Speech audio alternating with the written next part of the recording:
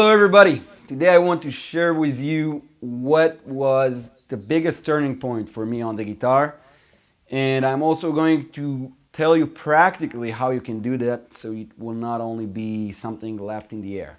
And I promise that if you take this, not only your guitar journey will become a lot more fun and meaningful and rich, but also your playing style is going to be a lot more defined, a lot richer, and you are going to be able to find your own sound on the guitar. And this is, so like most people, I think, when I started playing, I already had a sort of musical taste, a developed musical taste, and I wanted to play. It was about playing the songs that I loved out of my own hands on the guitar. And obviously, you start from open chords and you learn how to play your favorite songs. But then, what happens is that, and I'm sure you noticed that as well, even if you are really at the beginning, you start to develop a much richer listening experience to music, and you start noticing things that you haven't noticed before, like how the guitarist sounds like, and you can hear in certain songs or with certain artists or band, and you're like, boom, that guitarist is really good. I like that sound.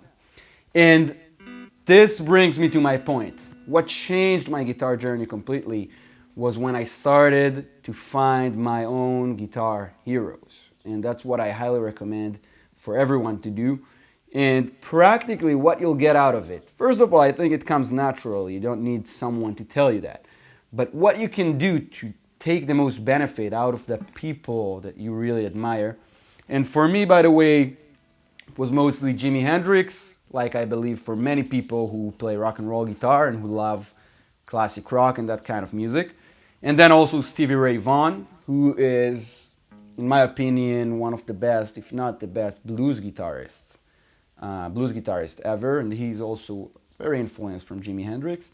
And the last one is John Frusciane, which was the guitarist for most of the years in the Red Hot Chili Peppers.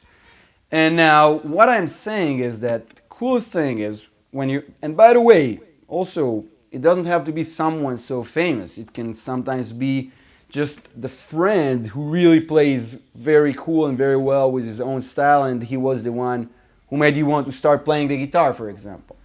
And maybe you can even take lessons with him. That's great, and hear from his point of view. Or sometimes it can be someone, let's say from your town, who plays very well, and you can take lessons with him. That's something that happened to me when I just saw someone at a show and I was blown away with his style, and I just asked him to take lessons with him, and he agreed, and it was really, really cool.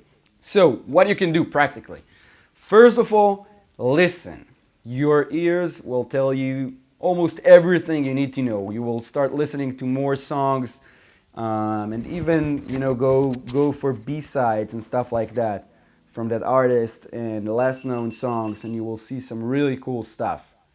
Now, when you listen more, you will start to get the hang of the habits and techniques of this player. But then the most important thing is start learning how to get these sounds out of your own guitar. So if, for example, you hear a certain riff or a certain solo that you really love and really grabs you and touches you, so go on YouTube and find a lesson for that solo or riff and start playing it by yourself. Now, and try even every day or once every couple of days to sit down and play something from your hero. And then you will see that very soon, not only that you will start to sound more like the guy that you like, and these kind of riffs will soon start leaking into your own playing, but also, since you are obviously taking from a couple of influences and you like your own music and you're your own person, your own musician, so you will start to develop your own sound and you will have a lot more fun on the guitar. So that's what I highly recommend to do.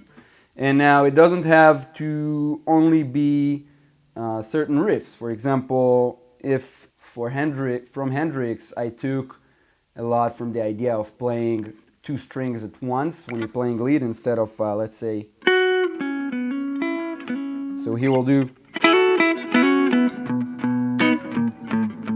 So that's one element you can take. But you can also take the certain groove from someone. For example, John Frusciane has that groove that you can hear in Can't Stop or in Under the Bridge.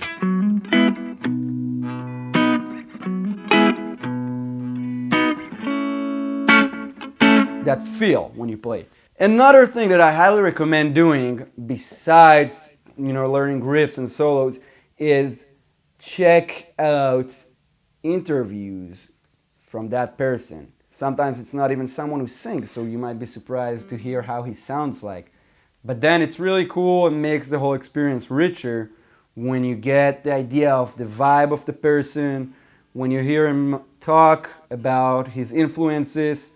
Sometimes some of these guitarists even have some lessons on YouTube, short lessons, like John Frusciane made a couple of lessons at the time that you can watch, and Stevie Ray Vaughan, where they break down some of their style, and it's amazing. So I think that's it. Grab your guitar experience and make it a lot more rich. Find your heroes. By the way, I will give you a link below to some, I can call it, common guitar heroes that influenced many people and maybe will influence you as well, that you can check out and they might grab you. Have a great time on your guitar journeys, and I will see you in the next videos. Goodbye.